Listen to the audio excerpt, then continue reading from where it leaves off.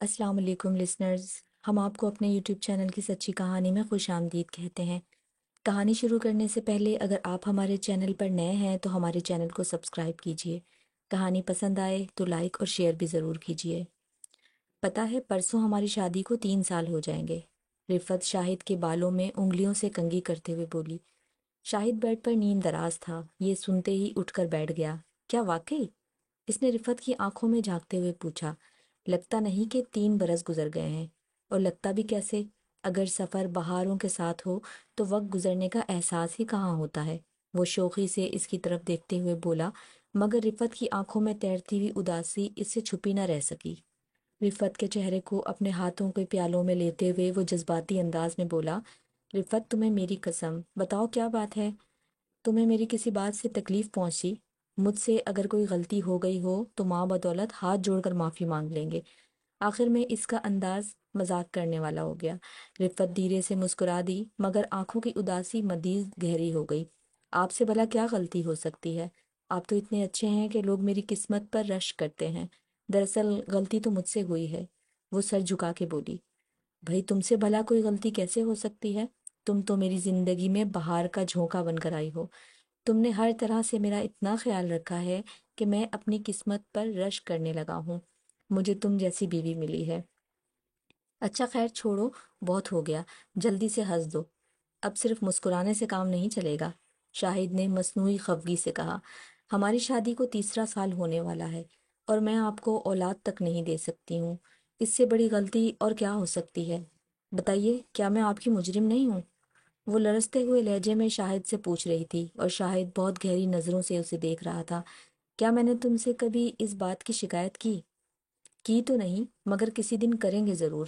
آج نہیں تو کل، کل نہیں تو کسی اور دن، مگر ایسا ہوگا ضرور۔ اور آپ ہی کیا، سبھی کو اولاد کی خواہش ہوتی ہے۔ اب اس کی آنکھوں میں آنسو چمکنے لگے تھے۔ میں دوسروں کی طرح جاہل نہیں ہوں، وہ جھنجھلا کر بولا۔ مجھے نہیں چاہیے بچے، مجھے صرف تمہاری ضرورت ہے۔ اگر ہمارے نصیب میں ہوگا تو اللہ ہمیں بچوں سے نواز دے گا، ورنہ ہم ان کے بغیر ہی ٹھیک ہیں اور خوش ہیں۔ یہ بتاؤ، آج تمہیں بیٹھے بٹھائے کیسی باتیں سوچ رہی ہیں؟ مجھے ڈر لگتا ہے کہ آپ کو کوئی مجھ سے چھین نہ لے۔ اگر ایسا ہوا تو میں زندہ نہیں رہوں گی۔ وہ اس کے سینے پر سر رکھ کر رونے لگی۔ پگلی، مجھے تم سے کوئی نہیں چھین سکتا سوائے موت کے۔ ہمیں دنیا کی کوئی طاقت جدا نہیں کر سکتی، اور میرا خیال ہے کہ موت ابھی اتنی ظالم نہیں ہوئی۔ شاہد ایک دم جذباتی ہو گیا۔ پھر بہت سے لمحے بیت گئے، دونوں چپ تھے، خاموشی کی زبان میں ایک دوسرے کو یقین دلا رہے تھے کہ وہ ایک دیان دو قالب ہیں۔ رفو، آج سے پہلے تم نے کبھی ایسی بات نہیں کی، پھر خصوصاً آج ہی کے دن ایسا کیوں؟ کہیں امی نے تو کچھ نہیں کہہ دیا؟ شاہد کے سوال نے خاموشی توڑ دی۔ نہیں، امی نے تو کچھ نہیں کہا، مگر آج پڑوس کی ایک عورت آئی تھی، وہ عجیب عجیب باتیں کر رہی تھی۔ کیا کہہ رہی تھی؟ وہ امی سے کہہ رہی تھی کہ اگر کوئی عورت 3 4 سال تک ماں نہ بن سکے تو سمجھ لو یا تو اس میں کوئی نقص ہے یا وہ بالکل بانجھ ہے۔ نقص کا علاج تو ممکن ہے، مگر بانجھ پن کا نہیں۔ تم بھی اپنی بہو کا علاج کراؤ، اگر بات نہ بنے تو اپنے بیٹے کے لیے کوئی دوسری لڑکی ڈھونڈو۔ شاید آپ ہی بتائیں، کیا مجھ میں کوئی نقص ہے؟ وہ بڑی معصومیت سے پوچھ رہی تھی۔ فار گاڈ سیک رفو، شاہد تیز لہجے میں بولا، آج تم ایک بے وقوف عورت کی باتوں کا اثر لے رہی ہو۔ ایسی عورتوں کا تو کام ہی اس طرح کی باتیں کرنا ہوتا ہے۔ اپنے گھر کا سکون چین برباد کر کے بیٹھی ہوتی ہیں، دوسروں کو بھی چین نہیں لینے دیتی۔ تم خواہ مخواہ اسے اپنے اوپر طاری نہ کرو۔ میں امی سے بات کروں گا، ایسی فضول عورتوں کو گھر میں نہ گھسنے دیں۔ غصے کے مارے اس کا چہرہ سرخ ہو گیا تھا۔ پلیز شاید آپ امی سے کچھ نہیں کہیں گے؟ پڑوسی عورتیں اگر آ جاتی ہیں تو وہ انہیں منع تو نہیں کر سکتی نا؟ سب سے تعلقات بھی تو رکھنا ہوتے ہیں۔ آپ مجھ سے وعدہ کریں کہ آپ امی سے کچھ نہیں کہیں گے۔ اس کا لہجہ التجائیہ ہو گیا۔ ٹھیک ہے، میں تمہاری بات مان لیتا ہوں، مگر ایک شرط سے۔ وہ ہاتھ اٹھا کر بولا کہ تم بھی آئندہ کبھی ایسی فضول اور غلط بات کو جان کا روگ نہیں بناؤ گی۔ بولو منظور ہے؟ جواباً وہ مسکرا کر رہ گئی۔ شاہد کو یہ خاموشی اب کھلنے لگی تھی، وہ بے چینی سے محسوس کر رہے تھے۔ شاہد کی امی اس کے احساسات سے بے پرواہ سامنے والی دیوار کو گھور رہی تھی۔ شاید زیادہ دیر تک اس صورتحال کو برداشت نہ کر سکے اور بول پڑے، امی جان آپ نے مجھے بلایا تھا؟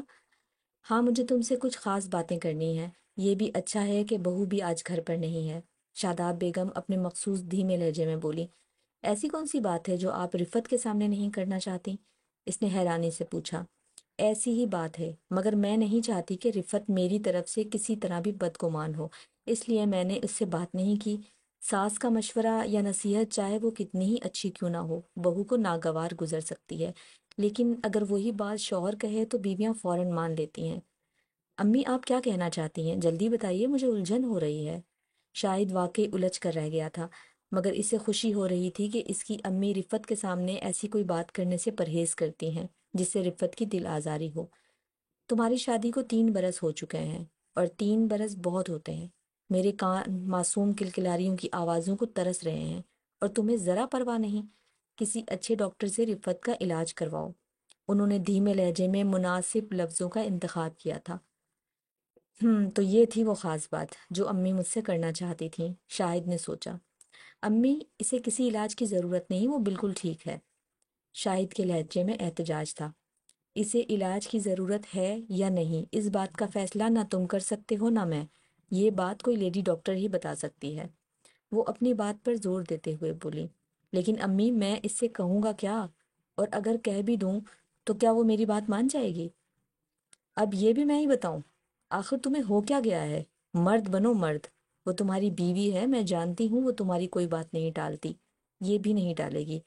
ان کی نگاہیں برہمی کا اظہار کر رہی تھیں۔ اچھا، میں کوشش کروں گا، مگر نہ جانے رفت کیا سوچے، شاہد اٹھتے ہوئے بولا۔ شاہد کو یقین تھا کہ رفت فوراً مان جائے گی، اور ڈاکٹر غزالہ کے پاس جانے کے لیے تیار ہو گئی۔ ڈاکٹر غزالہ مشہور گائناکالوجسٹ تھیں۔ اس وقت رفت ان کے کلینک کے ویٹنگ روم میں بیٹھی ہوئی تھی۔ ڈاکٹر غزالہ چند دن پہلے بھی اس کا مکمل معائنہ کر چکی تھیں۔ اس کے علاوہ انہوں نے رفت کے مختلف ٹیسٹ بھی کروائے تھے۔ آج ان کی رپورٹوں کی روشنی میں وہ آخری فیصلہ کرنے والی تھیں۔ اسے تو رفت آخری فیصلہ ہی سمجھ رہی تھی۔ اس کے انتظار میں طبیعت میں ایک عجیب ہیجان و بے چینی سی پیدا ہو گئی تھی۔ وہ چاہتی تھی کہ حقیقت جلد سے جلد جان لے۔ وہ بیٹھی انتظار کر رہی تھی جبکہ شاہد ڈاکٹر غزالہ کے روم میں اس سے گفتگو میں مصروف تھا۔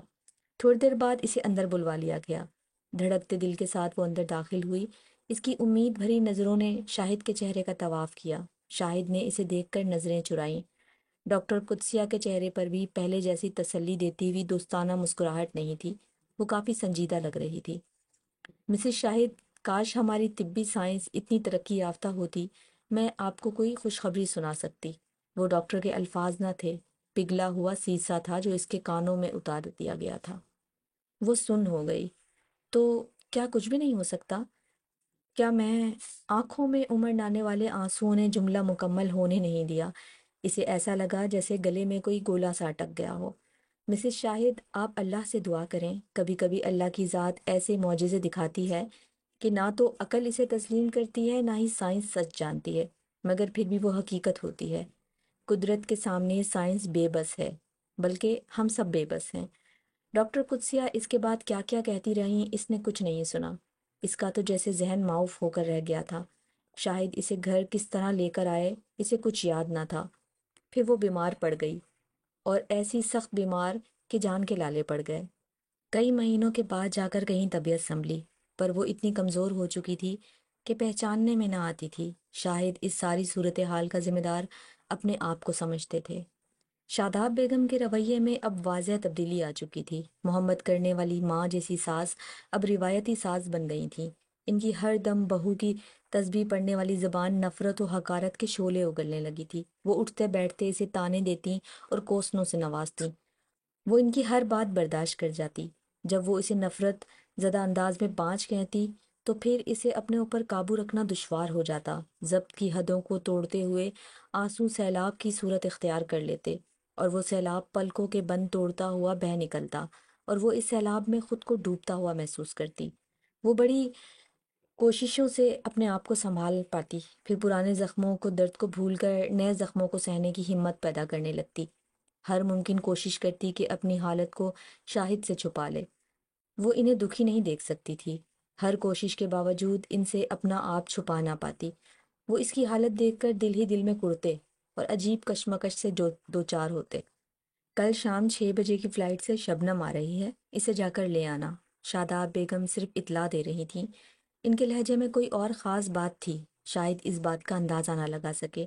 بیٹا اسے عزت سے لانا، کل کو اسے تمہاری دلہن بھی تو بننا ہے۔ شاداب بیگم نے انہیں چونکا دیا۔ امی میں آج آپ پر واضح کر دینا چاہتا ہوں، چاہے وہ آپ کی بھتیجی شبنم ہو یا کوئی اور، میری زندگی میں رفت کے بعد اور کوئی نہیں آ سکتی۔ ان کا لہجہ مضبوطی لیے ہوئے تھا۔ دوسری شادی میں آخر حرج ہی کیا ہے؟ لوگ تو اولاد کے لیے چار چار شادیاں رچاتے ہیں، ایک تم ہو کہ دوسری سے گھبرا رہے ہو۔ آپ ہمیں ہمارے حال پر چھوڑ دیں۔ میں نہ تو رفت کو چھوڑ سکتا ہوں اور نہ ہی اسے کوئی دکھ دے سکتا ہوں۔ ان کا لہجہ فیصلہ کن تھا۔ شاہد تم یہ تو سوچو کہ تم میرے اکلوتے بیٹے ہو، ہماری نسل تم سے چلے گی۔ اگر اولاد نہ ہوئی تو ہمارے خاندان کا کوئی نام لیوا تک نہ ہوگا۔ کیا تم اپنی ماں کی خواہش کو پورا کرنے کے لیے اور خاندان کے بجھتے ہوئے چراغ کو روشن رکھنے کے لیے میری بات نہیں مانو گے؟ امی میں آپ سے کتنی بار کہوں کہ میں دوسری شادی نہیں کروں گا۔ اگر میں نے ایسا کیا تو رفت مر جائے گی، اور وہ میری زندگی ہے۔ اپنی زندگی سے بھلا میں کیسے منہ موڑ سکتا ہوں؟ ارے تمہارا وہم ہے، اسے کچھ نہیں ہوگا۔ وہ ایک بے پھل درخت ہے جسے کاٹ دینا ہی مناسب ہوتا ہے۔ پھر بھی میں تمہیں کلاڑی چلانے کے لیے نہیں کہہ رہی، وہ بھی پڑی رہے گی ایک کونے میں۔ روٹی کپڑے کی ہمارے ہاں کوئی کمی نہیں ہے، اسے بھی ملتا رہے گا۔ شاداب بہجن کا لہجہ بے حد شفاف تھا۔ امی وہ اتنی زور سے چیخا کہ اس کے کان جھنجھنا اٹھے۔ وہ غصے کی شدت سے بری طرح کانپ رہا تھا۔ امی آپ کی سوچ اتنی ظالم بھی ہو سکتی ہے، یہ میں نے کبھی نہیں سوچا تھا، انہوں نے غصے کو کنٹرول کرتے ہوئے کہا، اور کمرے سے باہر نکل گئے۔ شاہد آپ امی کی بات مان کیوں نہیں لیتے؟ اپنے بے رنگ ناخن کو دیکھتے ہوئے اس نے کہا۔ کون سی بات؟ دوسری شادی والی بات۔ ہیں؟ یہ تم کہہ رہی ہو؟ وہ حیران رہ گئے تھے۔ اس میں حرج ہی کیا ہے؟ اس نے سادگی سے جواب دیا۔ بھائی تم نے کمال کر دیا، عورت تو سوپن کا نام تک سننا گوارا نہیں کرتی، اور ایک تم ہو کہ خود ہی سوتن کا مطالبہ کر رہی ہو۔ وہ ہنس پڑے۔ اس کے سوا کوئی حل بھی تو نہیں، میں ماں تو نہیں بن سکتی، اور اس گھر کو بچوں کی ضرورت ہے۔ رفت ایک بات کہوں؟ کہیے۔ مجھے ایسے بچے نہیں چاہیے جو تمہارے بجائے کسی دوسری عورت کو ماں کہہ کر بلائیں۔ جب آپ کے 2-3 بچے ہو جائیں گے تو ایک بچہ مجھے دے دیجیے گا، اسے میں ماں بن کر پالوں گی، تو وہ مجھے ماں کہہ کر بلائے گا۔ اس کا لہجہ خوابناک سا ہو گیا۔ شاہد کو پہلی بار احساس ہوا کہ اسے ماں بننے کی کتنی آرزو تھی۔ ماں بننا شاید ہر عورت کی آرزو ہوتی ہے، شاید ہر عورت رفت جیسی ہوتی ہے۔ انہوں نے سوچا، ایک مناسب حل یہ ہے کہ ہم بچہ گود لے لیتے ہیں، اس طرح تم بھی ماں بن جاؤ گی اور اس گھر پر چھائے ہوئے تناؤ کی یہ کیفیت بھی ختم ہو جائے گی۔ انہوں نے مشورہ دیا۔ نہیں، میں بچہ گود نہیں لوں گی، آپ دوسری شادی کر لیں۔ وہ بچے میرے نہیں تو آپ کے تو ہوں گے نا، میں انہیں اپنا ہی سمجھوں گی۔ وہ ان کے مشورے کو رد کرتے ہوئے بولی، عورتیں بھی عجیب ہوتی ہیں، شوہر سے وابستہ ہر چیز کو اپنی ملکیت سمجھنے لگتی ہیں۔ تم بھی سن لو، تمہارے ہوتے ہوئے میں دوسری شادی نہیں کروں گا۔ آئندہ دوسری شادی کے موضوع پر کبھی کوئی بات نہیں ہوگی۔ اگر اس مسئلے کا حل کرنا ہے تو صرف اسی صورت میں حل کیا جا سکتا ہے کہ ہم بچہ گود لے لیں۔ ان کا لہجہ حتمی تھا۔ رفت صرف انہیں بے بسی سے دیکھ کر رہ گئی۔ شاہد نے آفس جا کر جب گھر کے ٹیلی فون نمبر پر کال کی، گھنٹی کافی دیر تک بجتی رہی لیکن کسی نے نہیں اٹھایا۔ یہ فون ان کی خوابگاہ میں لگا تھا۔ ان کا خیال تھا کہ رفت اس وقت اپنے کمرے میں ہی ہوگی، شاید سمجھے امی کے پاس ہوں۔ یہ سوچ کر انہوں نے دوسرا نمبر ڈائل کیا۔ ریسیور جلدی اٹھا لیا گیا۔ ہیلو شاداب بیگم۔ ریسیور سے ان تک پہنچنے والی آواز ان کی ماں کی تھی۔ امی فون ذرا رفت کو دیجیے، مجھے اس سے ضروری بات کرنی ہے، وہ جلدی سے بولے۔ رفت تو تمہارے آفس جانے کے بعد سے اپنے کمرے میں ہی ہے، وہ صبح سے نیچے نہیں آئی، اور آتی بھی کیوں؟ اسے کون سا کوئی کام کرنا پڑتا ہے؟ اوپر اپنے کمرے میں ہوگی، اوپر ہی فون کر لو۔ انہوں نے ریسیور رکھ دیا۔ شاہد کا دل دھڑک اٹھا، کہیں رفت کی طبیعت زیادہ خراب تو نہیں ہو گئی؟ ضرور یہی بات ہے، ورنہ وہ فون تو ضرور اٹھاتی۔ وہ بے حد پریشان ہو گئے۔ وہ طوفان کی رفتار سے کار ڈرائیو کرتے ہوئے گھر پہنچے۔ آج سے پہلے انہیں اتنی تیز ڈرائیونگ انہوں نے کبھی نہیں کی تھی۔ کئی کئی سیڑھیاں وہ ایک بار میں پھلانگتے ہوئے اوپر پہنچے۔ ان کے کمرے کا دروازہ کھلا ہوا تھا، وہ جلدی سے اندر داخل ہو گئے۔ ایسا لگا جیسے ان کے قدم زمین سے جم کر رہ گئے ہوں۔ کمرے کا منظر اتنا ہی دلسوز تھا۔ وہ لڑکھڑا سے گئے، انہیں ایسا محسوس ہوا جیسے ان کا سارا وجود طوفان کی زد میں ہے۔ وہ بے حد خوفزدہ ہو گئے۔ انہیں ایسا لگ رہا تھا گویا ہوائیں انہیں اپنے دوش پر لیے پھر رہی ہوں۔ ان کا سارا وجود زخم زخم ہو گیا تھا۔ وہ لڑکھڑاتے ہوئے قدموں کے ساتھ آگے بڑھے۔ رفت اپنے بستر پر چت لیٹی پڑی تھی، دایاں ہاتھ پلنگ سے نیچے جھول رہا تھا۔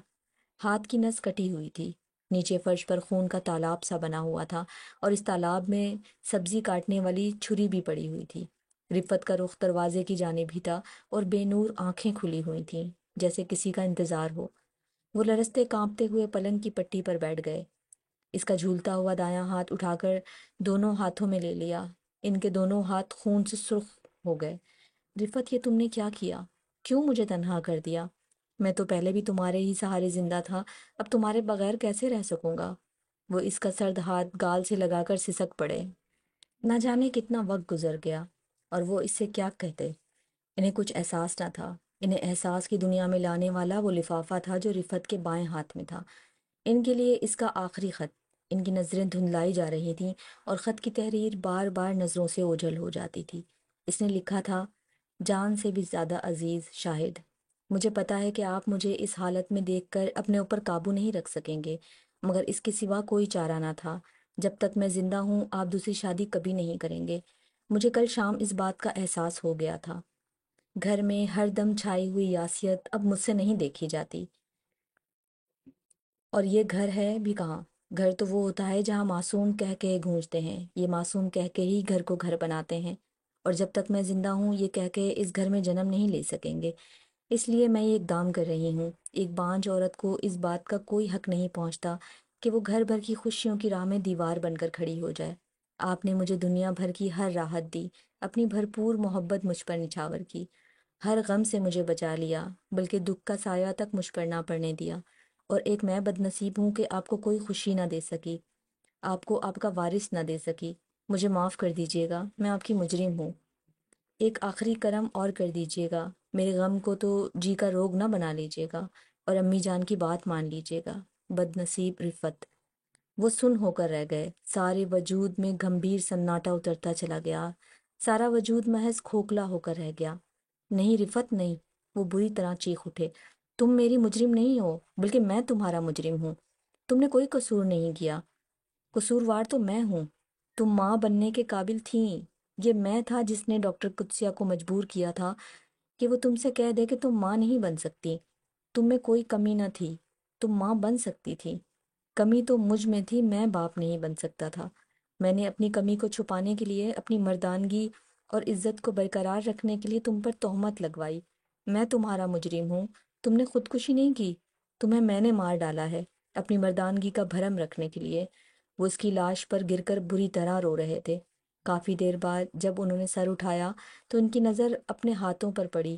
خون میں رنگے دونوں ہاتھ بھیانک منظر پیش کر رہے تھے۔ میں قاتل ہوں، میں نے خون کیا ہے، رفت کا خون میں نے کیا ہے۔ وہ اپنے آپ میں نہیں مری، اسے میں نے مرنے پر مجبور کیا ہے۔ وہ ایک بار پھر سسک پڑے۔ کمرے کی خاموش فضا میں ابھرنے والی سسکیاں تیز سے تیز ہوتی چلی گئیں۔